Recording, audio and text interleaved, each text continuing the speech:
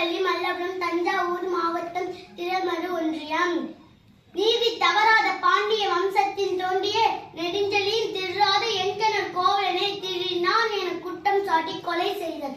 பின் நான் என் கால் சிலம்பை உடைத்து என் கணவர் குற்றமற்றவர் என நிரூபிக்க உண்மை தெரிந்தான். நம் முன்னோர்கள் உயர்ந்த செங்கோலாக ஆண்ட அரசு நம்மால் தாழ்ந்துவிட்ட இது ஏனைய அரசரும் கேட்டால் தலையிலிருந்து விழுந்த மயிரை போல் அவமதிப்பார். அதனால் நம் உயிரை விட்டு விடுதல் நல்லது என்று நினைத்து தன் உயிரையே